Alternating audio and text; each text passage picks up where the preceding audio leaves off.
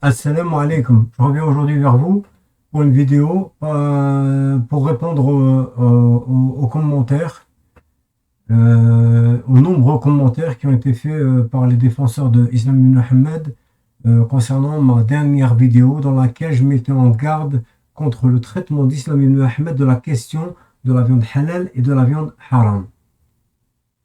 Je rappelle à mes frères et à mes sœurs que mon but est par miséricorde, car le musulman est tenu d'avoir la miséricorde envers ses frères et ses sœurs. Donc par miséricorde, mon but c'est de vous protéger. Je parle des suiveurs d'Islam ibn Ahmed, donc de vous protéger de ses errements à lui. Car pour moi, il est le plus grand ennemi actuel du patrimoine de l'islam. Je rappelle qu'il affirme que 90% des hadiths sont des inventions faites par les juifs. Et je suppose que les 10% restants, puisqu'il en a parlé plusieurs fois, c'est les inventions omeyyades. Donc avec lui, on n'a plus accès au prophète pour comprendre le Coran, puisque les hadiths sont annulés. Il ne nous restait plus que donc la langue arabe. Mais même la langue arabe, il a attaqué aussi dans cette vidéo contre laquelle j'avais fait une mise en garde. Dans cette vidéo dans laquelle il parlait de la question de la viande halal, il affirme que les linguistes et les grammairiens arabes étaient des vendus aux Omeyyades et donc il ne faut pas prendre de eux les explications grammaticales. Qu'est-ce qui reste Donc, pour comprendre l'islam et comprendre le Coran surtout, on n'a plus accès aux prophètes, car les hadiths sont à rejeter, et on n'a plus accès aux linguistes, et donc à la langue arabe pour comprendre littéralement le texte du Coran, puisque les linguistes qui nous ont enseigné ce qu'il fallait comprendre des mots de vocabulaire employés par Allah subhanahu wa ta'ala dans le Coran, on ne peut pas prendre d'eux, puisque c'est des vendus au pouvoir omeyyade. Et au niveau des règles de grammaire, même chose. Donc par conséquent, avec l'islam ibn Mohammed, il ne reste plus rien. L'islam n'est plus compréhensible puisque le Coran n'est pas compréhensible. On n'a ni l'explication du prophète, ni l'explication sur la langue arabe. Donc mes frères et mes sœurs, réfléchissez et affranchissez-vous de ce gourou qui vous demande de tout laisser le patrimoine de l'islam pour ne suivre que lui, la seule référence. C'est un grave problème. Donc ceci dit, maintenant aujourd'hui on va répondre aux arguments de défense d'Islam ibn Mohammed concernant la question de la viande halal et de la viande haram. Donc c'est les commentaires qui ont été mis sur ma vidéo précédente que j'avais intitulée Correction des égarements d'Islam ibn Mohammed dans sa vidéo La viande halal.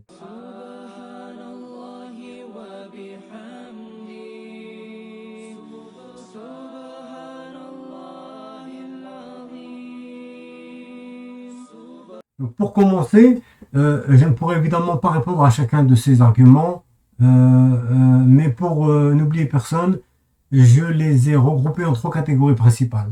La première catégorie, c'est la catégorie des arguments de la position d'Islam ibn Ahmed concernant la bête halal et la bête haram, directement cette question-là.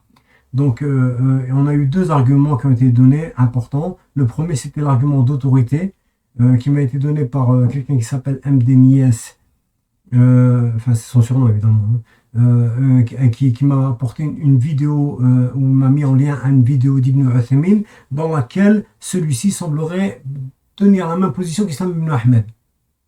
On va essayer de répondre à ça. Et le deuxième argument direct, c'était qu'il faut avoir, qui a été donné par plusieurs commentateurs, c'était il faut avoir une lecture intelligente du corpus islamique par une recontextualisation historique et rejeter les hadiths, dont 90% invention des juifs. La deuxième catégorie que j'ai eu d'arguments, c'était souvent de me dire si tu es si sûr de tes positions, alors fais un débat avec lui. Bon. On va répondre à ça aussi, Inch'Allah. Et troisième catégorie d'arguments, c'était les attaques personnelles et les insultes. Bon, c'est pathétique, hein, c'est pitoyable. Quand on n'a pas d'argument, on attaque la personne. Bon, ça c'est connu. Hein. Je m'attendais à ça et je ne suis pas le seul. Il y en a même qui ont reçu des menaces de mort parce qu'ils avaient pris certaines positions ou bien parce qu'ils avaient critiqué certaines personnes. On a l'habitude. Hein. On savait à quoi s'en tenir quand j'ai commencé les vidéos. On ne tient pas compte. Donc, mais on va quand même répondre à certaines attaques pour rétablir certaines vérités, parce qu'il y en a ils se sont imaginés des choses fausses à mon encontre. Alors, commençons par la première catégorie. En répondant à l'argument d'autorité présenté par un des suiveurs d'Islam ibn Ahmed, un de ces fanatiques haineux et méprisants qui se présente sous le pseudo, donc j'avais dit, de MDMIS. Dans ses attaques, ce fanatique s'est vanté d'avoir un bac plus 7 et m'a accusé moi d'être un inculte. Probablement que c'est mon intérêt pour le patrimoine islamique et mon respect du travail des anciens, des théologiens anciens qui l'ont laissé penser que j'étais un arriéré, incapable de faire preuve d'esprit critique. Bon, pour cette attaque personnelle, j'y répondrai plus tard dans le traitement de la troisième catégorie d'arguments qui était liée justement à ces attaques personnelles. Inch'Allah, à la fin de la vidéo. Pour l'argument d'autorité, tout d'abord, on va répondre à qu'est-ce qu'un argument d'autorité.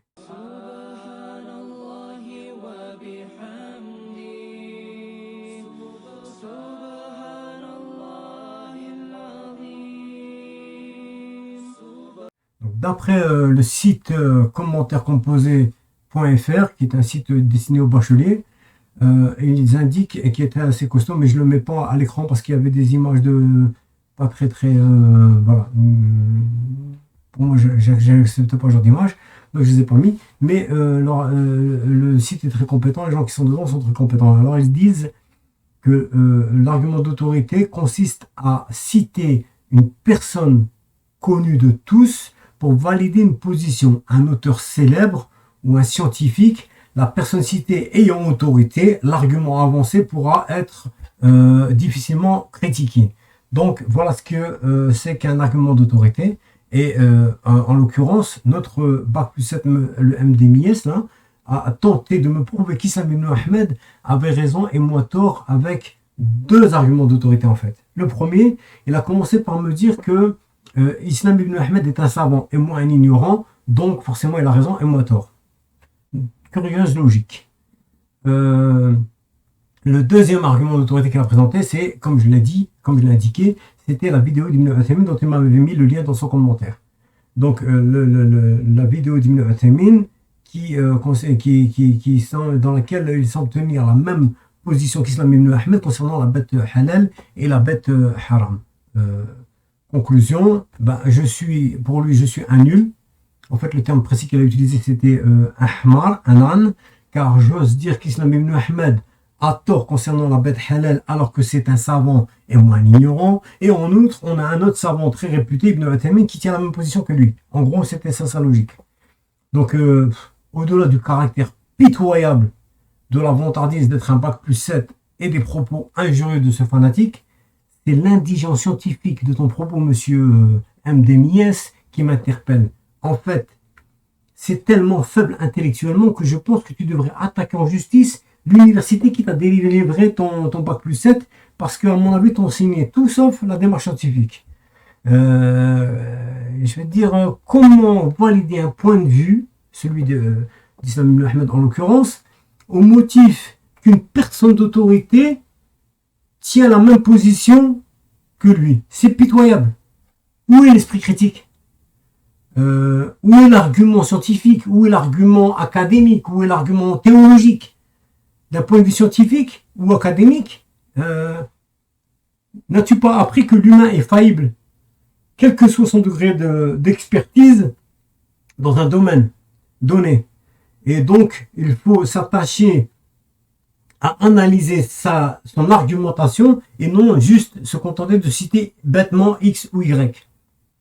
Un tel ou une telle. D'accord? Deuxièmement, d'un point de vue théologique, n'as-tu pas appris que les gens d'autorité religieuse, les ulama, ont eux-mêmes limité leur propre autorité en disant Al-haqqu la yu'arafu bil-rijal wa innama yu'arafu al-rijalu bil-haqq. Fa'arif al-haqq, ta'arif ahlahu. Donc la vérité ne se connaît pas grâce aux hommes. Ce sont les hommes qu'on connaît grâce à la vérité. Donc connais la vérité, tu connaîtras ces gens, les gens de la vérité. Tu auras le référentiel pour comprendre s'ils sont des gens de la vérité ou pas. Donc malheureusement, les musulmans ignorent ou oublient cette parole de sagesse. Et particulièrement les suiveurs d'écoles juridiques madhab et certains salafis qui combattent tout esprit critique. Et donc, dans ce cas, concernant les suiveurs de madhab, ben, les suiveurs de Islam ibn Ahmed qui a créé son nouveau madhab, en fait, sa nouvelle code juridique. Donc, en tant que fanatique d'Islam ibn Ahmed, pour terminer, Monsieur MD Mies, n'as-tu pas visionné sa dernière vidéo du 3 décembre à Islam ibn Ahmed, dans laquelle ton shir affirme qu'il ne faut pas être de simples consommateurs d'avis de savants, car ils ne sont pas fiables pour deux raisons majeures, d'après lui. Un, ce sont des pédophiles homosexuels latents ou pratiquants, il parle comme ça de nos savants, et après on a les suiveurs d'Islam ibn Ahmed qui me reprochent d'avoir attaqué leur shir de façon argumentée. Et là, sa façon, c'est d'insulter les savants et dire que c'est des homosexuels pédophiles latents ou pratiquants. Ou deux, que ce sont des vendus au pouvoir politique, notamment Omeyyades, voire Abbassides.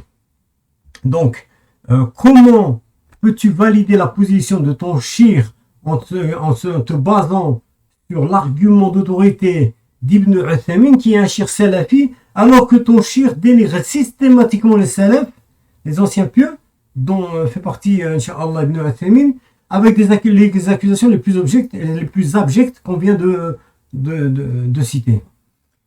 Alors, ça fait en gros que ton argument d'autorité, tel que tu l'as présenté, monsieur l'intellectuel Bac+7, n'a aucune valeur ni scientifique ni théologique. On vient de le montrer donc. Donc on ne va pas s'attacher à l'autorité d'Ibn Uthaymin comme s'il était l'incarnation de la vérité, puisqu'il n'est pas l'incarnation de la vérité, mais plutôt on va examiner son argumentation pour s'assurer de sa validité et de sa concordance réelle ou supposée avec celle d'Islam ibn Ahmed, puisque c'est ton argument de dire qu'il dit la même chose que lui. Donc on va vérifier ça.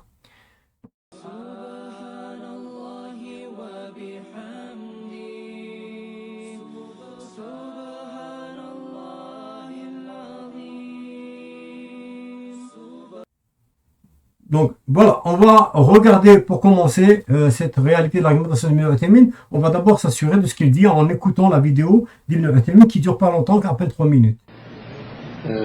رقم في سؤال يعني للأسف مكرور في كل وقت يعني ما حكم أكل اللحوم المباحة الأشخاص المباحة فعلا كالدجاج وغيره في أمريكا وهل يعد أهل الكتاب وهل يعدون أهل كتاب يجوز أكل ذبائحهم والزواج منهم؟ نعم. أكل ذبائح النصارى واليهود في أمريكا جائز، لأن الله تعالى قال اليوم أحل لكم الطيبات وطعام الذين أوتوا الكتاب حل لكم وطعامكم حل لهم. قال عبد الله بن عباس رضي الله عنهما طعامهم ذبائحهم. وقد أكل النبي صلى الله عليه وسلم من لحم اليهود ولم يستفصل ولم يسأل، وحينئذ لا يلزمنا بل ولا ينبغي لنا أن نسأل كيف ذبحوها ما دامت مذبوحة ممن تحل ذبيحته فلا تسأل. ودليل هذا أن عائشة رضي الله عنها ذكرت أن قوما استفتوا النبي صلى الله عليه وعلى آله وسلم في قوم يأتونهم باللحم ولا يدرون أذكروا اسم الله عليه أم لا، فقال سموا أنتم وكلوا. قالت وكانوا حديثي عهد بكفر، ومثل هؤلاء قد يخفى عليهم وجوب التسمية، فأمر النبي صلى الله عليه وسلم بالأكل وعدم السؤال. كذلك أيضا في طريقة الذبح ليس علينا بل ولا ينبغي لنا أن نسأل كيف يذبحون، نأكل ولا نبالي. أما كونهم أهل الكتاب الآن فنعم هم أهل الكتاب لا شك فيه، حتى وإن كانوا يكفرون بدينهم. دليل هذا قول الله عز وجل في سورة المائدة لقد كفر الذين قالوا إن الله ثالث ثلاثة. وفي نفس السورة أباح طعامهم. فلذلك نرى أن أكل ذبائح اليهود والنصارى في هذه البلدة أو غيرها جائز ولا يحتاج أن نسأل عنه، لأن الأصل الحل. جزاكم الله. وكذلك يقال في مسألة التزوج منهم، إلا إذا كان الإنسان ضعيف الشخصية وخاف إن تزوج منهم أن يؤثروا على دينه، فهنا نقول تجنبهم درءا للمفاسد. Donc voilà, donc la preuve, cette vidéo, c'est pour notre Bac plus 7, c'est la preuve irréfutable que Islam ibn Ahmed est dans le vrai, que je suis un Ahmar, je cite. Logiquement, d'après notre Bac plus 7, il est clair que dans cette vidéo, Ibn Uthaymin considère comme Islam ibn Ahmed qu'il n'est pas utile de s'interroger sur la licéité de la viande des gens du livre, et donc que le fait de citer le nom d'Allah n'est pas une condition de licéité de la bête. En outre, il dit qu'on n'a pas à s'interroger sur la façon dont ils ont égorgé la bête, ce qui pour notre grand intellectuel Bac plus 7 veut sans doute dire que Islam ibn Ahmed a raison de dire que peu importe la façon dont on a abattu la bête, elle est halal. Alors, tout d'abord, monsieur le grand intellectuel Bac plus 7, parce que nous on est des hmars, hein, il faut que je te prévienne que cette vidéo d'Ibn Uthaymin n'est pas complète. Ce n'est qu'un extrait malhonnêtement découpé d'une conférence donnée par Ibn Uthaymin à Boston, aux États-Unis, peu de temps avant sa mort. Je le sais car Ibn Uthaymin était mon cher de référence pendant les presque 20 ans où j'étais salafi. Et donc, je connais cette vidéo depuis au moins 15 ans. Je préviens que cette vidéo, j'ai pas mis la vidéo exactement qui m'a été donnée dans le lien parce qu'il y a des problèmes de droit d'auteur. Donc, j'ai repris la vidéo originale en arabe que j'ai coupée en même taille que celle de la vidéo et j'y ai mis mes propres traductions de la parole d'Ibn Uthaymin et de ceux qui posent des questions pour pas avoir de problème de droit d'auteur. Donc, que dire passer une telle vidéo d'Ibn Uthaymin réellement? Ben, la première chose à dire à notre monsieur MDMIS, là, Bac plus 7, c'est que en tant que soi-disant intellectuel et grand universitaire, ben, en réalité, il est impensable de se contenter de la parole tronquée et hors contexte d'un individu pour établir la doctrine de cet individu sur une question donnée. C'est le b.a.-ba dans une démarche scientifique. On doit aller voir chez le shir, rassembler un peu la plupart de ces paroles sur la question pour en dégager son madhab. Ensuite, on peut parler. Là, on ne se contente pas d'une parole qui a été découpée d'une conférence et dire que c'est ça son avis. Parce qu'en fait, ce qu'il a fait passer pour être l'avis d'Ibn Uthaymin est exactement le contraire de ce qu'Ibn Uthaymin dit. Donc voilà, cette vidéo elle a été faite, je l'avais dit, à Boston, quelques temps avant qu'il meure, quand il était parti justement pour se faire soigner là-bas. Donc, la deuxième chose à dire avant d'instrumentaliser cette fatwa d'Ibn Uthaymin, c'est est-ce que tu as vraiment bien compris cette fatwa? Donc, on ne se contente pas d'un bout coupé pour établir la doctrine ou la position d'un savant, et deux, on s'assure d'avoir bien compris ce que le savant a dit au moins dans cet extrait coupé. Alors,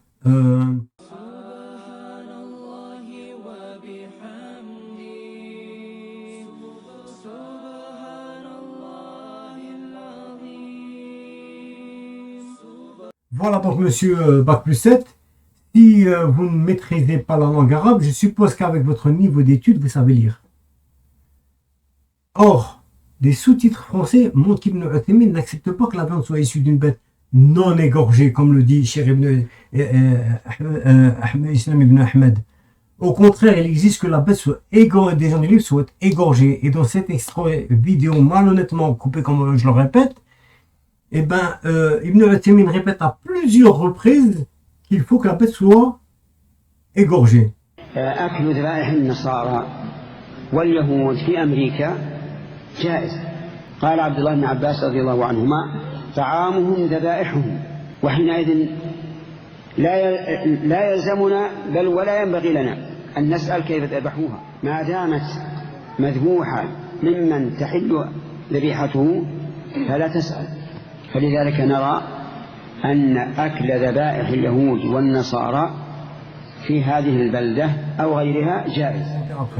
Donc on voit donc que Ibn Uthaymin contredit directement Islam Ibn Ahmed qui affirme que peu importe la façon dont on a abattu la bête, elle est halal. Et donc, puisque tu sais lire, il y a monsieur Bac plus 7, prétendre qu'Ibn Uthaymin donne raison à Islam Ibn Ahmed est un mensonge éhonté puisqu'il indique qu'il faut que la bête soit égorgée. Voilà donc pour l'égorgement. Maintenant, on remarque que dans l'extrait vidéo présenté par notre Bac plus 7, Ibn Uthaymin autorise la viande égorgée par les gens du livre sans exiger que le nom d'Allah soit cité. Il ne parle pas du fait de citer le nom d'Allah.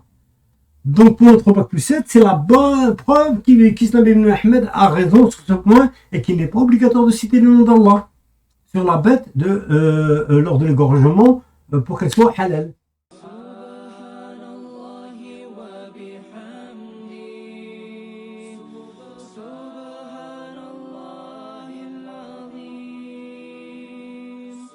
Alors voilà, on va aller voir justement sur cette question-là. Est-ce qu'Ibn Uthaymin s'est exprimé sur la nécessité de citer le nom d'Allah sur la bête avant de l'égorger? Comme je vous l'ai dit, la vidéo qui a été présentée par notre Bac plus 7, c'est un morceau tronqué, un morceau coupé, mal coupé, exprès, d'une grande conférence. Et en fait, quelques minutes plus tard, dans la même vidéo, Ibn Uthaymin explique et s'exprime sur la question du fait de citer le nom d'Allah sur la bête. Alors on regarde la vidéo et je reviens tout de suite après.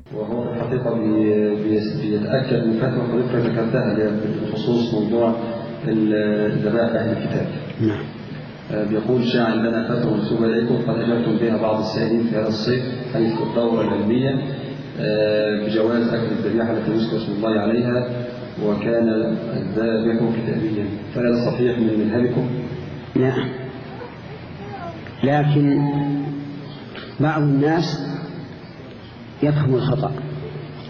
أذكر مثلا قولا لبعض العلماء فيظن أن هذا قولي، والذي أذكره في هذا أن بعض أهل العلم يقول ما اعتقده أهل الكتاب طعاما وذبيحة حلالا فهو حلال، سواء سموا الله على ذلك أو لا، وسواء ذبحوه على طريقة صحيحة أو لا. لكن هذا القول ضعيف، لأننا نقول إذا كان المسلم لو ترك التسمية على الذبيحة حرمت، فغير المسلم يجب من باب أولى. وكذلك إذا كان المسلم لو ذبحها على غير الطريقة الصحيحة فإنها لا تحل كما لو ذبحها المسلم. Voilà donc, avec cet extrait, on comprend la manipulation et la malhonnêteté du premier extrait qui avait été coupé de façon à faire croire qu'Ibn Uthaymin autorise la viande sur laquelle le nom d'Allah n'a pas été cité, et peu importe comment la bête aurait été abattue par les gens du livre, elle serait quand même halal. D'ailleurs, on a eu ce problème-là dans la région où j'habite il y a une quinzaine d'années, et c'est moi qui avais dû faire taire la fitna, parce que les frères CLFI commençaient à aller manger au McDonald's et à acheter la viande à Auchan et dans les supermarchés comme Carrefour et compagnie, en faisant croire que la viande était halal, et en se basant sur cet extrait vidéo d'Ibn Uthaymin qui a présenté notre Bac plus 7. Et donc j'ai dû ramener la suite de cette vidéo pour faire taire ce mensonge éhonté concernant concernant Ibn Uthaymin. Donc alhamdulillah que les frères aux États-Unis, qu'Allah les récompense, ont demandé à Ibn Uthaymin de se clarifier et de clarifier sa position, et grâce à Allah d'abord et ensuite grâce aux frères, Ibn Uthaymin a fait taire ceux qui mentaient ou se trompaient sur sa position. Maintenant j'espère justement que qu'on en montre la vidéo claire, que notre Bac plus 7 arrêtera de dire des bêtises sur la position réelle d'Ibn Uthaymin et ne présentera plus son extrait malhonnêtement coupé de la conférence d'Ibn Uthaymin pour faire croire que Ibn Uthaymin est en accord avec Islam Ibn Ahmed. Donc il reste une chose avec la vidéo d'Ibn Uthaymin, c'est une espèce de contradiction qu'on pourrait percevoir chez Ibn Uthaymin d'une part, car d'une part, il a son exigence d'égorger la bête et de prononcer le nom d'Allah sur cette bête, et d'autre part, il autorise de consommer la viande des gens du livre sans les interroger sur la façon dont ils ont égorgé leur bête. Et le problème, c'est que s'il y a contradiction là, en fait, la contradiction devrait l'attribuer du coup à Allah. Hasha lillah. Donc, il y a un problème là. En fait, c'est vrai que Allah autorise les bêtes abattues des gens du livre, alors qu'il est possible qu'ils ne prononcent pas le nom d'Allah et n'égorgent pas leurs bêtes. Or, Ibn Uthaymin, en se basant sur le hadith de Aïcha, confirme en disant qu'on ne doit pas s'interroger sur les viandes des gens du livre. Donc c'est Sahih al-Bukhari, hein.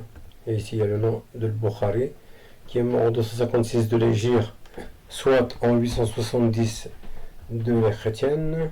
C'est le tome 4. La maison d'édition c'est Al-Maktaba Salafiyya au Caire, Al-Qahira. L'année d'édition c'est 1400 de l'Hégire. On va directement ici à la page numéro 383. Le hadith 7398.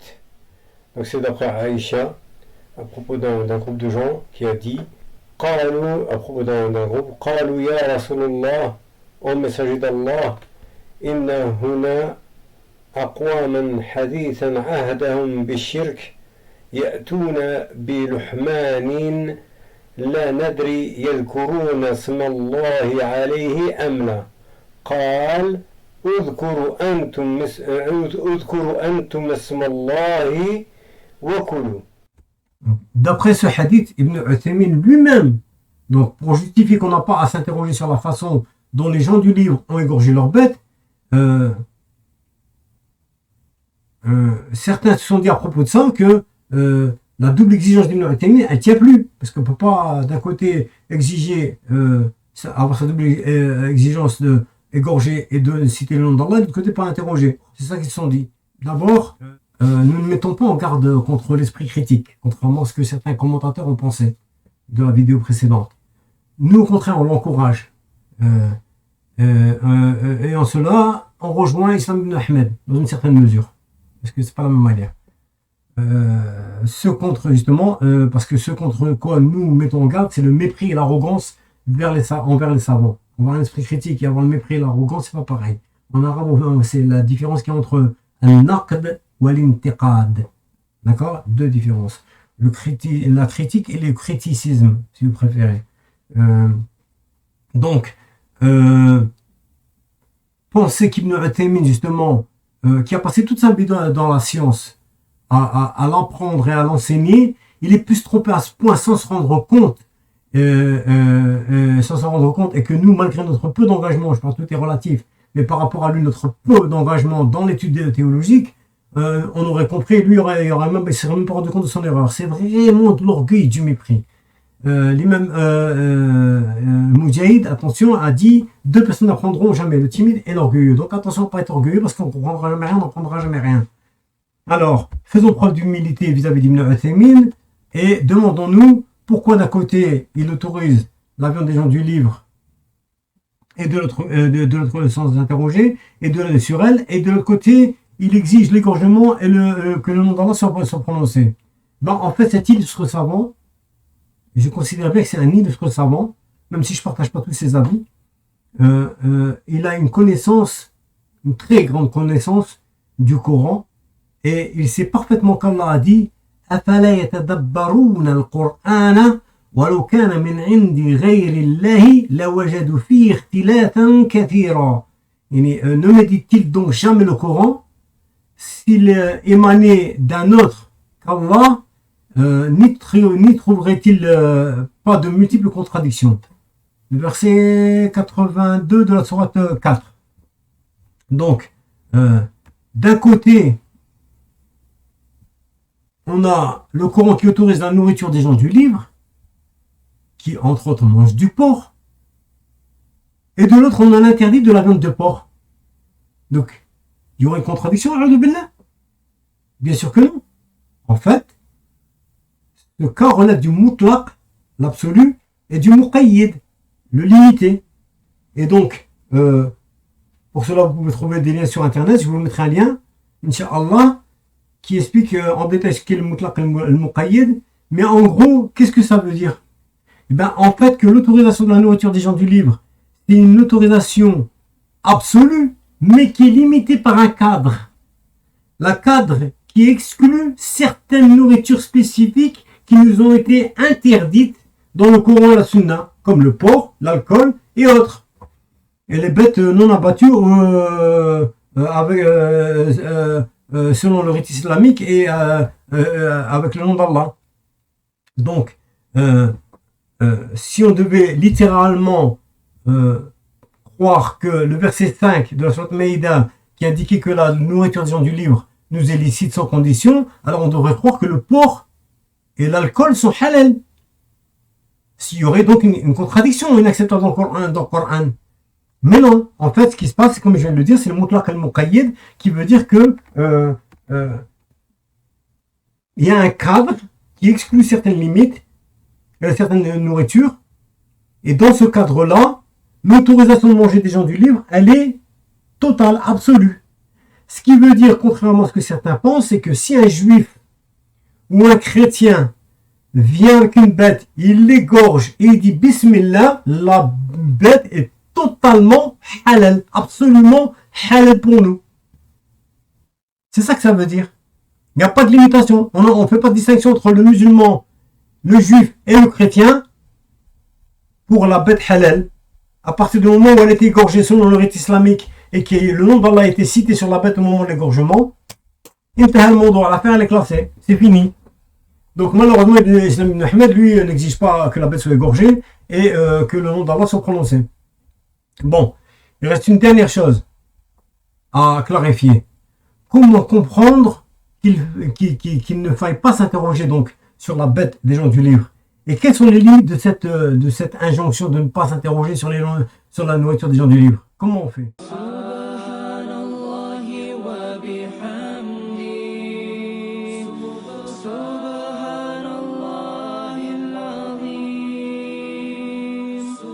Donc, pour répondre à cette question légitime, il nous faut nous rappeler le verset de sourate Baqara et son explication. On la regarde. قال موسى لقومه إن الله يأمركم أن تذبحوا بقرة قالوا أتتخذنا هزوا قال أعوذ بالله أن أكون من الجاهلين قالوا ادع لنا ربك يبين لنا ما هي قال إنه يقول إنها بقرة لا فارض ولا بكر عوان بين ذلك فافعلوا ما تؤمرون قالوا ادع لنا ربك يبين لنا ما لونها قال إنه يقول إنها بقرة صفراء فاقع لونها تسر الناظرين قالوا ادع لنا ربك يبين لنا ما هي إن البقرة شابه علينا وإنا إن شاء الله لمهتدون قال إنه يقول إنها بقرة لا ذلول تثير الأرض ولا تسقي الحرث مسلمة لا شية فيها قالوا الآن جئت بالحق فذبحوها وما كادوا يفعلون وإذ قتلتم نفسا فادارأتم فيها والله مخرج ما كنتم تكتمون Voilà, donc ces versets-là, en fait, ils font référence à une histoire qui s'est passée chez les gens du peuple de Moussa alayhi salam. Il y avait quelqu'un qui avait assassiné son oncle. Et donc le matin, les gens sont arrivés, ils ont trouvé le corps de l'oncle. Je mettrai un lien qui résume l'histoire, hein, et un plus en détail. Moi, je la résume. Donc, et les gens du peuple de Moussa ont trouvé la dépouille de cette victime, sans savoir qui avait tué cet homme, et ils sont venus voir Moussa pour demander qu'il interroge son Seigneur, afin de savoir qui était le meurtrier de cette victime. Et Allah subhanahu wa ta'ala a révélé qu'il fallait égorger une vache pour ensuite prendre les entrailles et battre et frapper le corps de cette victime afin que il désigne lui-même, que la victime désigne elle-même qui est son meurtrier. Et au lieu de prendre n'importe quelle vache, l'égorger et obéir à Allah simplement, non, ils ont cherché à comprendre. Elle est quelle couleur, elle est comment, elle est ceci, elle est cela. Donc à force avec leurs questions, ils ont limité les caractéristiques de la vache au point qu'il n'est resté qu'une seule vache qui correspondait aux caractéristiques qu'eux-mêmes avaient imposées à force de poser des questions restrictives. Et le propriétaire de la vache, il a bien compris ce qui se passait. Il a dit, ah, vous la voulez cette vache, vous n'avez pas d'autre choix que la mienne, vous allez payer le poids en or de cette vache pour que je vous la donne. Donc ils se sont compliqués la vie, ils se sont rendus compte les choses très très compliquées pour rien du tout. Et Allah subhanahu wa ta'ala les a châtiés ainsi en leur faisant payer le prix en or du poids de la vache, alors que n'importe quelle vache n'aurait pu suffire. Mais ils ont cherché à midi 14h. En fait, alors, Allah subhanahu wa ta'ala, il n'aime pas qu'on cherche des complications quand il a mis les choses claires et simples. Et il le dit dans le Coran, toujours dans Surat Baqarah, la même surat, il dit Yuridu Allah bikum al-yusra wa la yuridu bikum al-usra. Donc, dans Surat Baqarah, verset 185, il dit Allah veut pour vous la facilité, il ne veut pas pour vous la difficulté. Donc, c'est comme ça qu'il faut comprendre la question du fait de ne pas s'interroger sur la licéité de la viande des gens du livre. Donc, quand dans la sourate Al-Ma'idah, verset 5, Allah dit وَطَعَامُ الَّذِينَ أُوتُوا الْكِتَابَ حِلٌّ لَكُمْ, ça veut dire, vous est permise la nourriture des gens du livre, et il ne faut pas faire comme le peuple de Moussa et se compliquer la vie. Il faut manger sans chercher plus loin. Allah a autorisé leurs bêtes, c'est donc qu'il l'égorgeait au nom d'Allah. D'ailleurs, jusqu'aujourd'hui, les Juifs égorgent leurs bêtes. Hein. Dans le cas contraire, il y aurait une contradiction dans le Coran entre Surat Al-Ma'idah, verset 5, quand il dit وَطَعَامُ الَّذِينَ أُوتُوا الْكِتَابَ حِلٌّ لَكُمْ, et le verset 121 de la Surat Al-An'am, les bestiaux qui exigent que le nom d'Allah soit évoqué sur la bête au moment de son abattage, comme on l'a montré dans la vidéo précédente. C'est pourquoi, dans le premier extrait, Ibn Uthaymin dit qu'il ne faut pas interroger sur la viande des gens du livre. Il est cohérent avec lui-même et en conformité avec le Coran, donc, dans ce sens-là, et la sunna dans le hadith, comme dans le hadith de Nu'man ibn Bashir. Donc ici on est encore avec le Jami' al-Sahih, donc c'est Sahih al-Bukhari, avec l'auteur qui est ici, al-Bukhari, dont on avait dit qu'il était mort en 256 de l'Hégire, soit 870 de l'ère chrétienne. Donc c'est ici on est avec le tome 1. Donc c'est la Maktaba al-Salafiyya, d'accord, pour la maison d'édition, et c'est au Caire, ici, voilà. Donc ici on est à la page 34, et le hadith, c'est le hadith numéro 52. D'après ici, Nu'man ibn Bashir, voilà, Nu'man ibn Bashir, يقول qui a dit سمعت رسول الله صلى الله عليه وسلم يقول qui a dit, j'ai entendu le messager d'Allah sallallahu alayhi wa sallam dire al-halal bayyinun wal-haram bayyinun. Le halal est clair et évident, wal-haram est clair et évident, wa baynahuma mushtabihatun. Et entre les deux, il y a des choses douteuses. La ya'lamuha kathirun min an-nas. Peu parmi les gens le connaissent. Donc, celui qui craint les choses douteuses, il a préservé sa religion et son honneur. Le reste du hadith ne nous intéresse pas pour la question, donc on s'arrête là. Donc, pour notre sujet, ce hadith-là qu'on vient de voir, il est très intéressant pour nous parce que Ibn Uthaymin lui-même l'a expliqué, donc on va être en cohérence. Alors, on va aller voir tout de suite ce qu'il dit Ibn Uthaymin concernant ce hadith, enfin deux parties de son commentaire, parce qu'on va pas prendre tout le commentaire, ce serait trop long, mais on va voir deux parties qui sont directement liées à notre question de la viande de Al-Kitab, pour comprendre ce que dit Ibn Uthaymin. Donc voilà, ici on est avec Sharh al-Arba'in al-Nawawiya, le commentaire des 40 hadiths de l'imam al-Nawawi, l'auteur Mohammed ibn Salih al-Uthaymin. La maison d'édition, c'est ici Dar al-Thuraya al-Nashr. L'année d'édition, c'est 2004 pour la troisième édition, et c'est en Arabie Saoudite. Hein. Et donc, du hadith qu'on a cité, on comprend, d'après Ibn Uthaymin, on comprend d'après Ibn Uthaymin que les choses se classent en 3 catégories.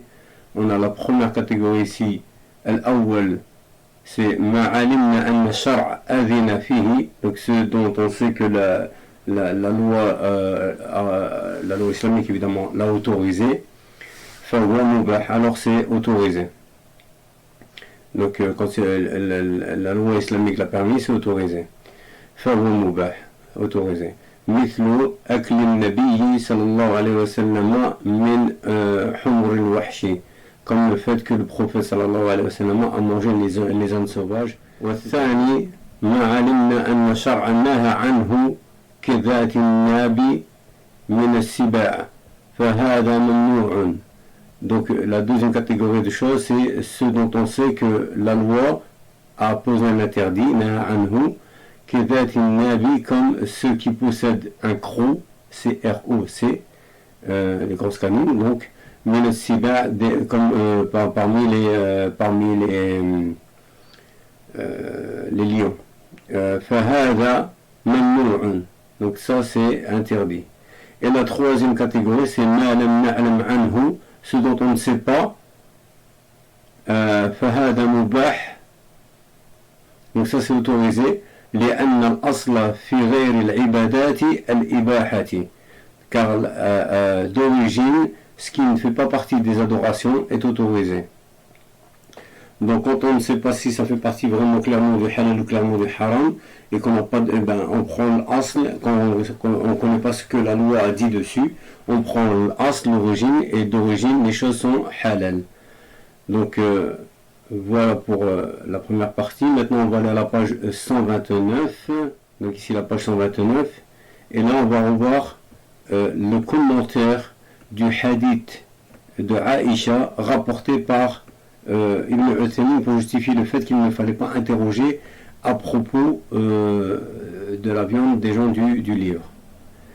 Donc ici, donc مثال ذلك pour les choses douteuses, il dit مثال ذلك pour les choses douteuses ما ثبت في صحيح البخاري, ce qui est établi dans Sahih al-Bukhari عن عائشة, d'après Aïcha رضي الله عنها, qu'Allah l'agrée, أن قوما أتوا إلى النبي, qu'un groupe de gens sont venus au prophète sallallahu alayhi wa alihi wa sallam, وقالوا, et ils ont dit, on avait déjà ramené le hadith, hein, et ils ont dit Ya Rasulallah, ô messager d'Allah, inna qawman ya'tuna bil lahmi, il y a un groupe de gens qui nous viennent avec de la viande. La nadri adhakaru smallahi alayhi amna, on ne sait pas s'ils ont cité le nom d'Allah sur cette viande, sous-entendu, ou pas. Faqala, il répondit, donc le prophète répondit, où il dit Sammu antum wa kulu, donc citez le nom d'Allah, sous-entendu, vous-même, et mangez. Qalat, elle dit alors, Aïcha, wa kanu hadithi ahdin bi kufr, et ça faisait pas longtemps qu'ils étaient encore dans la mécréance. Dans la version que nous avons de Bukhari, il disait qu'ils étaient encore dans le polythéisme. Bon, c'est le même sens presque. Hein. Donc ici, qu'est-ce qu'il explique Ibn Uthaymin? Il dit voilà. Donc ici, est-ce qu'on doit craindre cette viande? Car on peut craindre qu'il n'ait pas cité le nom d'Allah dessus.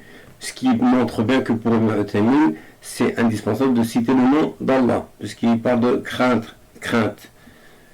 Et donc ici la réponse, al-jawab, la nattaqi, nous ne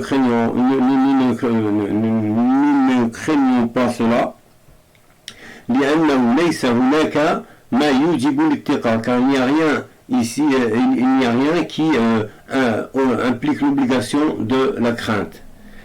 ولهذا قال النبي صلى الله عليه وآله وسلم, et c'est pour cela que le prophète صلى الله عليه وآله وسلم a dit سموا أنتم وكلوا, citez le nom d'Allah vous-même et mangez. فكأن في هذا نوعا من اللوم عليهم, c'est comme s'il y avait en cela, dans sa réponse au prophète sous-entendu, une forme, une sorte de réprimande envers eux, envers ceux qui l'avaient questionné.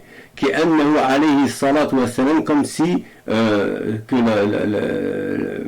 l'éloge et le salut d'Allah soit sur lui, avait dit, يقول ليس لكم شأن فيما يفعله غيركم. Ce n'est pas votre affaire ce que fait autre que vous. بل الشأن, mais l'affaire فيما تفعلونه أنتم, mais l'affaire concerne ce que vous faites vous-même. فسموا أنتم وكلوا. Alors citez le nom d'Allah, sous-entendu, vous-même, et mangez. ومن هذا ما لو قدم إليك يهودي أو نصراني ذبيحة ذبحها. Et donc parmi ce genre de choses, il y a le cas où un juif ou un chrétien te présente une bête égorgée qu'il a égorgée lui-même. Donc là encore, une confirmation qui insiste sur le fait que la bête présentée par le juif ou le chrétien, elle doit être égorgée. فلا تسأل ذبحتها على طريقة إسلامية أو لا. Donc n'interroge pas est-ce que tu l'as égorgé selon une façon islamique ou pas. لأن هذا السؤال لا وجه له, parce que ces questions n'ont aucun sens. وهو من التعمق, et ça fait partie des recherches trop compliquées ou trop profondes qu'on n'a pas à faire. Donc voilà donc pour Ibn Uthaymin, on n'a pas à s'interroger sur la viande des gens du livre parce que ça n'a aucun sens de s'interroger. Pourquoi? Parce que comme c'est halal, on ne se casse pas la tête. Et à son époque du prophète sallallahu alayhi wa sallam, ils égorgeaient la bête. Et juste comme je répète encore que les juifs jusqu'à aujourd'hui égorgent leur bête. Donc il n'y avait pas de difficulté à ce niveau-là. Voilà. Et donc il ne fallait pas aller chercher plus loin. Donc le problème c'est qu'ici on est en France. Et on est en 2021. Donc il faut tenir compte du contexte. Pas pour changer les lois d'Allah, les règles divines de la consommation des viandes. On sait que certains nous disent toujours oui, on est en 2021, il faut s'adapter, il faut contextualiser. Et le seul but en fait c'est de rendre halal ce qu'Allah rend haram. Avec l'excuse du contexte et du fait qu'on est en France et qu'il faut s'adapter, patati patata. Non, c'est pas ça notre but. Notre but c'est de s'assurer que les règles divines s'appliquent bien dans le contexte dans lequel on est. C'est ça qu'il faut comprendre.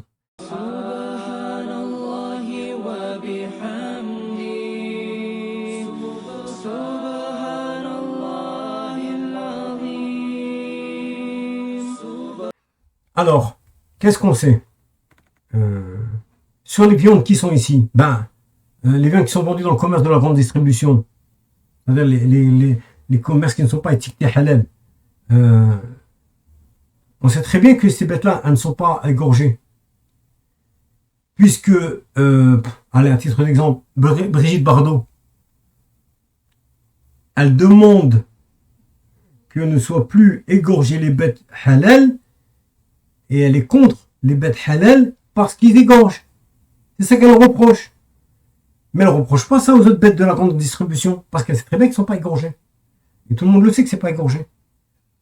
Donc sachant que les viandes de la grande distribution ne sont pas égorgées, et que le nom d'Allah n'est pas prononcé au moment de l'abattage, parce que dans le contexte d'islamophobie dans lequel on est, pour être débile pour croire que ils vont citer le nom d'Allah sur ces bêtes-là,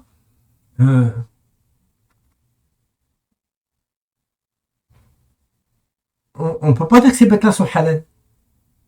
Voilà. Maintenant, il reste encore une dernière petite question. C'est que tout ce qu'on a vu, c'est à propos des gens de la viande des gens du livre.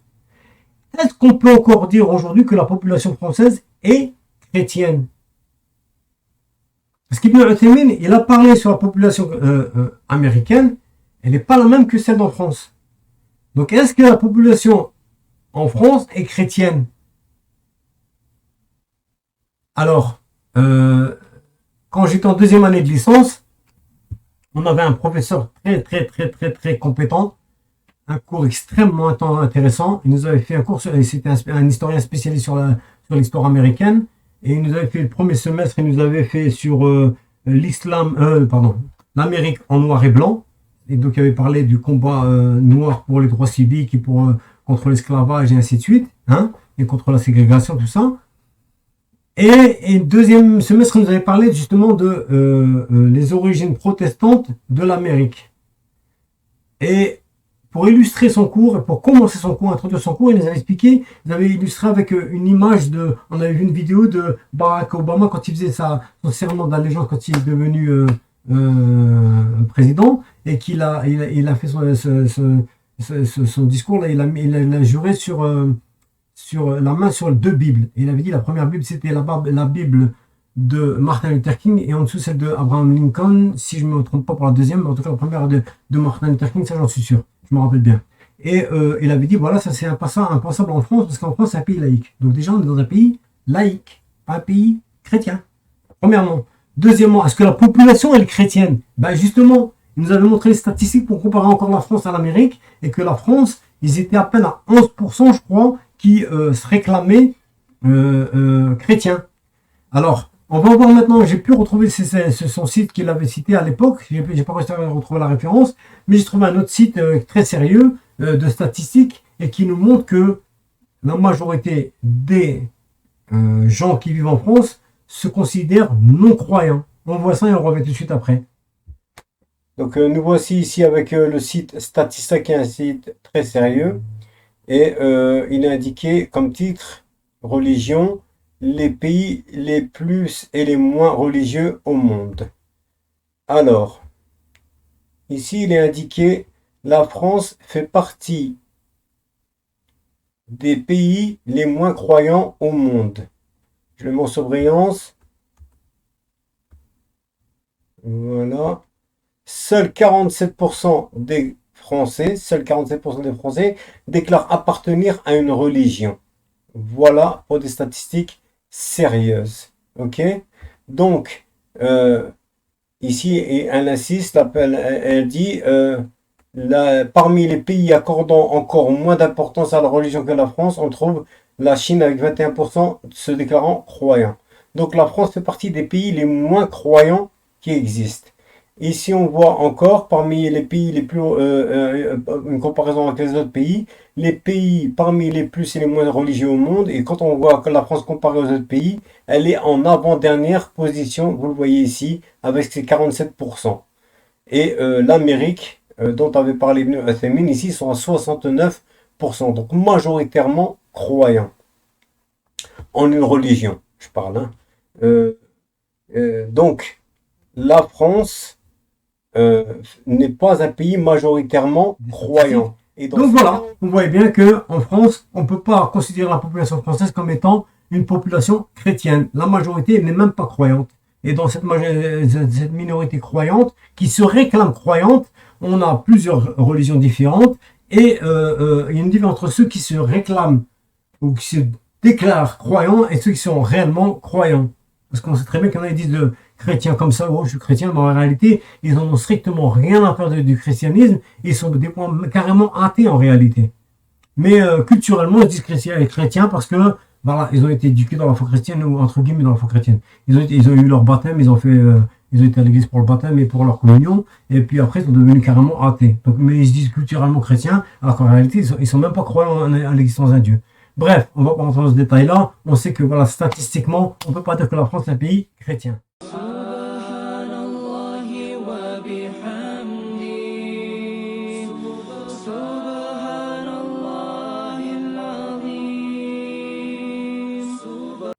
Donc voilà. Pour la conclusion, tout d'abord, on a montré que un argument d'autorité, ça en fait aucune valeur, ni scientifique, parce qu'on a expliqué qu'un être humain reste un être humain, donc il est faillible, il peut se tromper, quel que soit son degré de connaissance et de spécialisation dans un domaine. Ça peut être la plus grande des références dans le domaine qu'on va étudier, il peut se tromper. Donc, faut pas me dire un tel a dit, donc c'est suffisant. Non. Est-ce qu'il s'est trompé ou pas trompé? On vérifie son argumentation. Et d'un point de vue théologique, on a expliqué aussi que ça ne tenait pas, puisque nos ulama ont limité leur propre autorité en disant al-haq, la yu'arafu al-haq bil-rijal, walakin ar-rijal la yu'arafuna bil-haq. Donc la vérité n'est pas connue grâce aux hommes, mais c'est les hommes qui sont connus grâce à la vérité. Donc c'est pas parce qu'un tel a dit que c'est vrai. Voilà, c'est ça qu'il veut l'expliquer. Il faut aller vérifier l'argumentation, c'est ce qu'on essaie d'expliquer. On ne veut pas que les gens s'attachent aux hommes, mais qu'ils s'attachent aux idées et qu'ils étudient et qu'ils critiquent, avec un esprit critique, ils étudient l'argumentation et les idées des hommes, quels qu'ils soient. Sauf évidemment notre prophète Mohammed sallallahu alayhi wa sallam, car lui, Allah dit à propos de lui, il ne parle pas sous l'effet de la passion, ce n'est qu'une révélation qui lui est révélée. Donc il ne peut pas se tromper en matière de religion, il est infaillible. Par contre, les compagnons ont montré que dans la vidéo précédente que effectivement les compagnons pouvaient se tromper et que eux-mêmes avaient reconnu leurs propres erreurs. Donc les gens de 2021 qui vivent en France et qui mangent des kebabs comme monsieur Islam ibn Ahmed a plus forte raison. Alors, Hadiya, ça c'est une première chose. L'argument d'autorité, aucune valeur. Maintenant, on va regarder l'argumentation d'Ibn Uthaymin qui nous a été présenté dans la vidéo, avec le lien de la vidéo. Alors, est-ce que Ibn Uthaymin dit la même chose que Islam ibn Ahmed? Ben, on a démontré que non, effectivement. Ibn Uthaymin, contrairement à ce que nous a dit notre MDMIS Bac plus 7, eh ben, Ibn Uthaymin contredit totalement Cheikh Islam ibn Ahmed, d'une part parce que Ibn Uthaymin exige que le nom d'Allah soit cité sur la bête au moment de son abattage, alors que pour Islam ibn Ahmed, ce n'est pas une condition. Et deuxièmement, Ibn Uthaymin exige que la bête soit égorgée, alors que pour Islam ibn Ahmed, même si elle passe le roues d'un camion, c'est halal.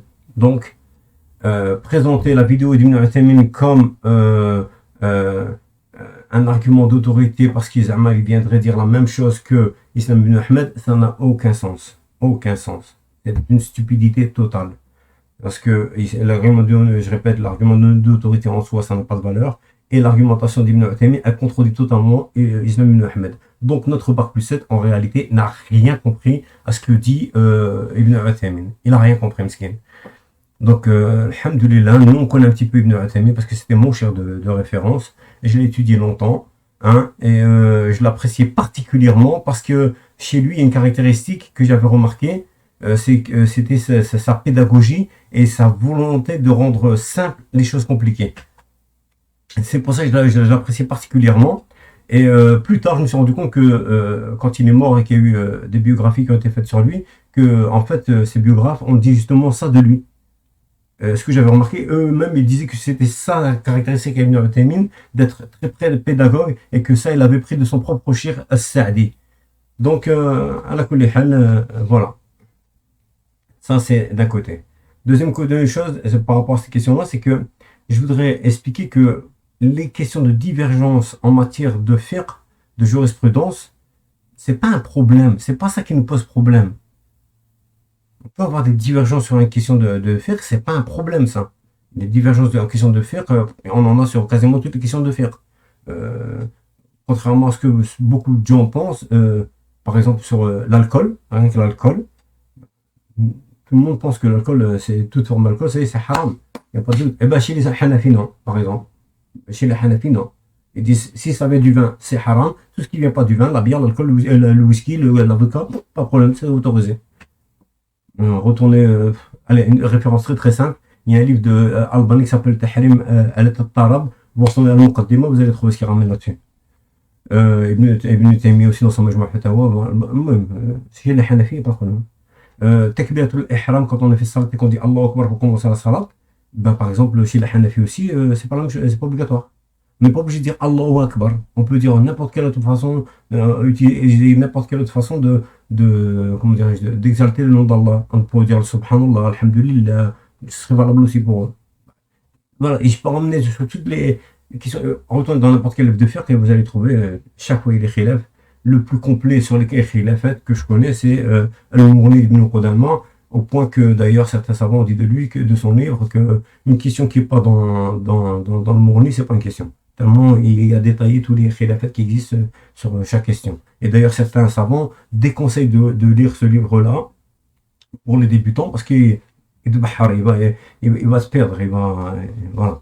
avec tout ce qui ramène comme nous-mêmes. Donc c'est pas un problème pour nous qu'il y ait une divergence de point de vue sur une question de fiqh. Le problème, c'est quand on vient annuler tout patrimoine de l'islam, tout patrimoine théologique au motif d'une théorie du complot omeyyade délirante. C'est ce qui fait le shir. Islam ibn Ahmed. C'est ce qu'il fait. Il dit tout ce qui va pas dans, en fait, tout ce qui va pas dans ce que lui il veut dire, ça y est, c'est du complot, c'est complot omeyyade, c'est du complot juif, c'est pas bon. Et tout ce que lui il dit, c'est bon. Mais toi, c'est quoi ta référence? D'où tu ramènes tout ça? Parce que ce patrimoine de l'islam, tu choisis dedans ce qui t'intéresse, en fait. Tout ce qui va pas dans ton sens, tu dis, ben, ça, c'est complot omeyyade, et tout ce qui est bon, mais c'est quoi la différence? Comment tu as pu établir que ce que toi tu dis, il y a une historicité, il y a une véracité, il y a une authenticité dans tes sources? Il faut nous prouver tout ça.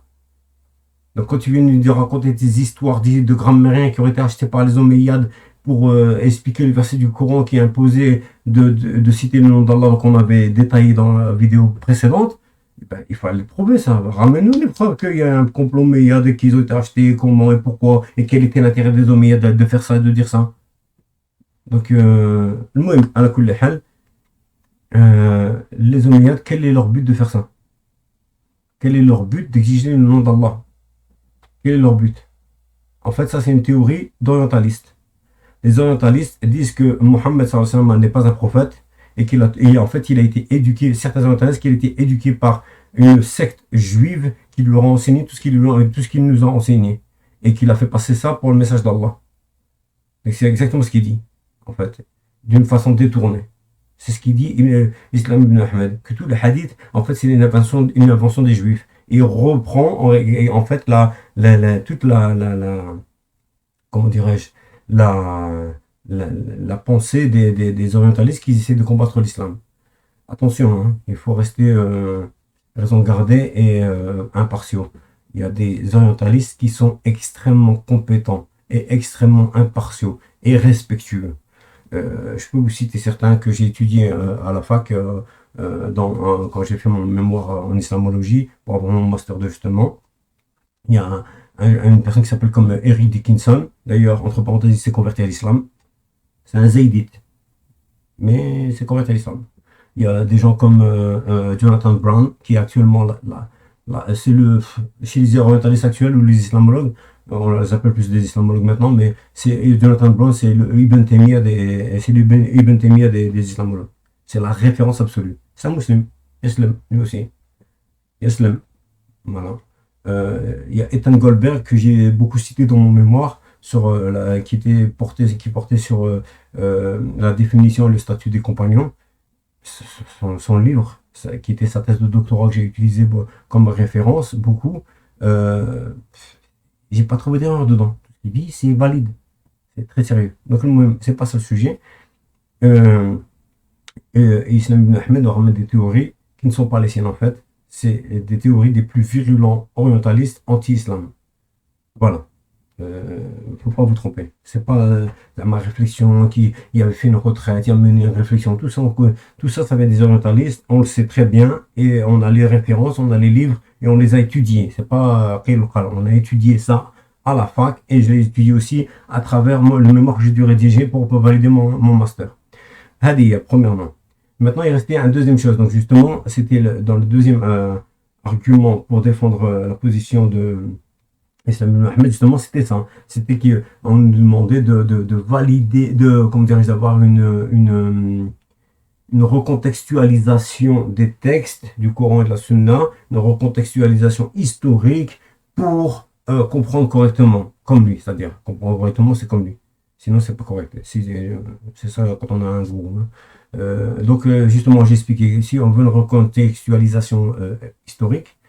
Alors, je vous répète que les livres d'histoire, les sources de l'histoire, qui a compilé ces sources? Eh ben, c'est les muhaddiths, c'est ceux qui ont compilé les hadiths.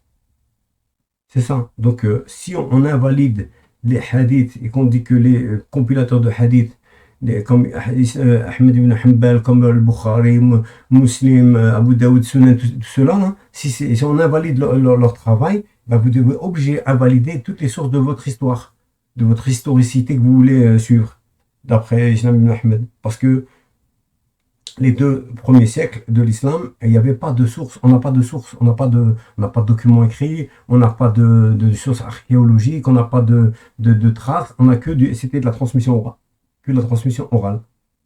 On n'a quasiment rien comme matériel archéologique sur lequel on pourrait se baser pour établir des faits historiques. Voilà. Donc c'est pour ça d'ailleurs que les orientalistes, certains ont dit, tout le patrimoine de l'islam, c'est que ça n'a aucune valeur historique. Ah. Mais il y en a d'autres, comme je vous ai dit, dont une qui s'appelle Lena Saleimeh, qui est une Palestinienne et qui était Harvard, Oxford, elle enseignait à Oxford, à Princeton, et actuellement elle est sur Paris, à l'EPHE Sorbonne. Cette Lena Saleimeh, elle a fait justement un rad, elle a fait une réfutation de cette théorie-là dans un ouvrage qui est extrêmement intéressant, dont je vous mettrai le lien, Inch'Allah, dans la description de la vidéo. Et elle a expliqué en gros que vouloir invalider les sources orales qui ont été transmises et émises par écrit au 2e et au 3e siècle, ça n'a aucun sens, parce que ces sources orales ont autant de valeur que les sources écrites, des documents officiels écrits qu'on pourrait trouver avec l'archéologie et ainsi de suite. Parce que celui qui a écrit, c'est la même chose que celui qui a parlé, qui a transmis oralement. Et donc c'est des êtres humains qui peuvent être tous les deux soumis au même genre d'erreur, aux mêmes pressions politiques pour mentir éventuellement, et aux mêmes pressions idéologiques pour mentir et écrire ce qui va dans leur sens éventuellement aussi. Et donc il n'y a pas de différence entre les deux. En gros, c'est ça sa logique. Et il n'y a pas que elle qui est sur cette ligne-là. Il y a d'autres savants en islamologie qui considèrent que en fait la science du hadith est une science extrêmement élaborée, très intelligente, et que les hadiths qui sont reconnus authentiques sont d'une grande fiabilité en réalité. Voilà. Donc voilà pour cette affaire-là. Deuxième point. Troisième point qu'on voudrait voir, c'est maintenant, c'est les attaques personnelles. Les attaques personnelles, c'est d'abord, bon, je suis un âne que j'ai pas étudié, parce que voilà, avec le bac+7 là, il n'y a pas que lui qui disait ça, parce que comme il voit que nous on s'attache aux anciens savants, c'est donc que si on s'attache aux anciens savants et au patrimoine de l'islam, c'est qu'on n'est pas évolué intellectuellement, on sait pas avoir, on a donc pas dû faire d'études, et on n'a pas de réflexion critique, et non, alhamdoulilah, on a étudié. On a étudié longtemps l'islam, et sur le tard, je suis retourné à la fac. Pour vous donner un secret, je suis rentré à la fac en même temps que ma fille. Quand elle est rentrée en première année de licence, je suis rentré avec elle. J'ai repris les études à ce moment-là. Et je l'ai conduit jusqu'en master L, et moi j'ai continué au-dessus. Elle a arrêté en première année de master, et moi j'ai continué master 2, et alhamdoulilah, maintenant je suis en doctorat. Donc voilà. Je répète, on n'en a rien à faire des diplômes. On n'en a rien à faire des titres. Parce que l'argument d'autorité, ça n'a aucune valeur pour moi. Donc même si j'étais le plus grand de tous les savants, et je suis par la cheville du plus petit de tous les savants de l'islam, même si j'étais le plus grand de tous les savants, rien à faire. Parce que même les plus grands savants commettent des erreurs. Donc on regarde l'argumentation. On peut s'attacher aux idées pour bonhomme. Comme je répète encore, al-haqqu yu'rafu bil-rijal. Al-haqqu la yu'rafu bil-rijal, pardon. La vérité n'est pas connue par les hommes. C'est les hommes qui sont connus par la vérité. Quand on connaît ce que c'est que la vérité, on a le référentiel, on peut juger les hommes avec ce référentiel. Sinon, ça marche pas. Donc voilà. Après, dernière chose, c'était, dernier argument aussi qu'on nous a présenté, c'était pourquoi ne pas faire un débat. Alors, je vais expliquer une chose. Plusieurs ont proposé des débats à Islam ibn Ahmed. Certains sont allés jusqu'à chez lui. Il y en a un justement avec qui je suis en contact, qui a mis des commentaires d'ailleurs de ma vidéo, je leur remercie, et qui est parti jusque chez lui. Et ça lui a coûté 200 balles. Entre l'aller-retour avec le billet d'avion, les frais de voyage et la bouffe et tout ce qui en suit, ça lui a coûté à 200 balles, il m'a dit. Et finalement, il s'est trouvé face à Islam ibn Ahmed, qui lui a raconté, qui a louvoyé, qui lui a raconté et qui lui a sorti un tas de références qui étaient fausses ou incorrectes. Et au final, ça n'a rien changé. Et il n'y a pas que lui. Donc, je sais que quand on va le voir, lui, il sort que, oui, d'après Foulin, d'après Allan, il sort plein de références comme il fait dans ses vidéos. Mais en réalité, quand on va vérifier, comme je l'ai montré dans ma première vidéo sur lui, c'est une catastrophe. Il dit que des bêtises. Donc, il n'y a aucun intérêt parce que si on est dans un débat, qu'est-ce qu'il va faire? Il va me sortir des histoires à dormir debout et d'après un tel, et l'autre a dit, l'autre n'a pas dit. Mais l'auditoire ne pourra pas vérifier. Et souvent, ils n'ont pas. Souvent, les gens, malheureusement, ne prennent pas le temps de vérifier. Donc, ils vont croire que lui a raison, alors qu'en réalité, il ment ou il se trompe. Et on n'aura pas le temps de dire stop, attends, t'as dit des choses, on va aller ouvrir le bouquin, on va le vérifier. Ce serait plus un débat, ça va prendre des semaines. Donc, en réalité, qu'est-ce qu'il y a mieux à faire? C'est ce que j'ai fait. Moi, j'ai ramené mes arguments avec mes références mises à l'écran, d'accord? Lui, il a dit ce qu'il avait à dire. Ben, si il est capable, aujourd'hui, devant tout le monde, je le mets au défi. Monsieur Islam ibn Ahmed, je te mets au défi. Toi et tous tes suiveurs, je vous mets tous au défi. Prenez ma première vidéo, parce que la deuxième sur la viande halal, je vous ai dit, il y a des divergences, on ne veut même pas rentrer dedans. C'est des histoires d'interprétation, pas d'interprétation. Allez, vas-y. Moi, j'ai fait ma démonstration après classe. Maintenant, la première, c'est factuel. Il n'y a même pas de débat. Il n'y a pas de débat. Il dit une chose, et quand on va vérifier, c'est faux. Donc, il n'a aucune confiance dans ce qu'il vous rapporte. Quand il se la joue chir, d'après Foulan, d'après Allan, et l'autre a dit, l'autre a dit, et l'autre a dit, c'est un menteur qui dit que des bêtises. Je le dis ouvertement. Je défie Islam ibn Ahmed et tous ses suiveurs, tous, réunissez-vous tous ensemble. Et démontrer que je me suis trompé dans la première vidéo. Je vous mets au défi. Et là, je vous propose un débat de ce type-là. Lui, il ramène ses arguments par vidéo. Moi, je vais le ramener par vidéo. Comme ça, tout sera vérifiable. Il n'y aura pas de baratin comme il fait quand il rencontre quelqu'un et qui dit d'après un tel et d'après un tel et l'autre a dit, il se la joue chire et en vérité, tout ce qu'il dit, c'est du mensonge et des erreurs. Voilà ce que je dis. Je répète encore une fois. Je vous mets au défi. Il y a monsieur Islam ibn Ahmed et tous tes suiveurs. Je vous mets au défi. Prenez ma première vidéo et faites-lui une réfutation à cette première vidéo que j'ai fait contre lui.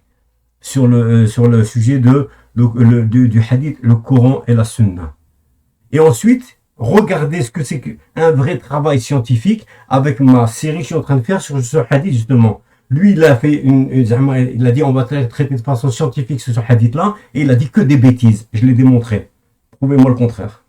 Moi, je suis en train de faire un travail pour établir l'inauthenticité de ce hadith, mais d'une façon différente, d'une vraie façon scientifique. Et je vous mets au défi, là aussi, d'aller voir mes vidéos et d'aller me dire que je me suis trompé dessus.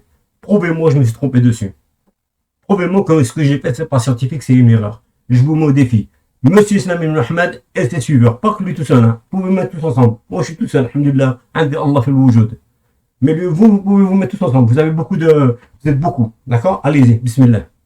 Je vous attends. À part ça, le but, c'est pas de se la jouer, je sais mieux et vous savez pas mieux. Le but, c'est vraiment de vous préserver, suiveurs d'Islam ibn Ahmed, du danger de ce type-là. Et de préserver l'islam de manière générale. Parce que ce discours d'Islam ibn Ahmed, il tend à se répandre partout. Il n'y a pas que lui, il y a Timira qui dit ça, il y a Bajarafel qui dit ça, et qui viennent jouer les scientifiques, et avec l'esprit critique, et l'historisation et la recontextualisation historique des textes pour, au final, rendre halal ce qu'Allah a rendu haram, et rendre haram ce qu'Allah a rendu halal. Et mettre le doute, le discrédit sur tout le patrimoine de l'islam. En fait, ils reprennent, comme je l'ai dit, les théories des pires orientalistes et ils se font passer ça comme pour des réflexions personnelles pour faire croire aux gens qu'ils sont intelligents. Vous n'êtes que des répéteurs, que des perroquets qui répètent les pires âneries des pires orientalistes.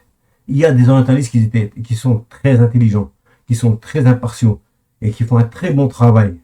J'étais moi-même extrêmement étonné quand je suis tombé sur ces bouquins-là. Parce que j'avais un très mauvais a priori sur ces gens-là. Et quand j'ai étudié, je me suis rendu compte qu'il y avait des gens extrêmement compétents, très impartiaux. Même ceux qui ne sont pas croyants en l'islam, parce que je vous ai cité le nom de certains qui sont convertis, mais même certains qui ne sont pas croyants en l'islam, eh ben, ils ont une certaine objectivité et une certaine maîtrise des sciences islamiques vraiment étonnante. Mais eux, ils ont été choisir les pires. Voilà. Et donc, à la fin, il vient me parler d'historicité, alors que au niveau des livres d'histoire, et je finis avec ça, au niveau des livres d'histoire, ils sont beaucoup moins fiables que les livres de hadith. Parce que ceux qui les ont compilé des hadiths authentiques dedans, dans le livre d'histoire, mais ils ont compilé aussi beaucoup d'histoires à dormir debout, avec même pas de chaîne de transmission. On ne sait même pas qui est-ce qui a dit ça. C'est comme des histoires à dormir debout, les contes des mille et une nuits. Là, il était une fois, un tel a dit ceci, et l'autre a dit cela, et on ne sait pas qui c'est. Donc attention, les livres d'histoire sont encore moins fiables que les hadiths. Donc ça n'a aucune logique de dire on va se baser sur l'histoire récitée, et on va laisser les hadiths. Parce que ces livres d'histoire, ils sont beaucoup moins fiables que les livres de hadith. Donc quand on lit un livre d'histoire, il faut aller vérifier toutes les chaînes de transmission, vérifier chaque renseignement s'il est corroboré ou s'il est étayé par un hadith authentique. Sinon, on dit des bêtises. Attention. Ensuite, je tiens à m'excuser si j'ai mis un peu de temps pour faire cette nouvelle vidéo. Ça fait presque un mois que j'ai pas fait de vidéo. J'ai été, alhamdoulilah, j'ai été très très malade pendant au moins 15 jours à cause de mon diabète. Et j'ai été très occupé justement pour problème de paperasse pour m'inscrire en doctorat. Ils m'ont fait pas de problème au niveau administratif, mais alhamdoulilah, c'est réglé. Maintenant, je suis officiellement en doctorat, comme je l'ai dit. Et la semaine prochaine, Inch'Allah, je vais sortir la suite de ma série sur le hadith, le Coran et ma sunna. Un vrai traitement scientifique. Pas comme a fait Islam ibn Ahmed, plein de bêtises. Inch'Allah. Donc, je vous remercie pour votre attention. Wassalamu alaikum wa rahmatullahi wa barakatuh. Qu'Allah vous préserve et vous récompense pour votre attention et le temps que vous m'avez donné.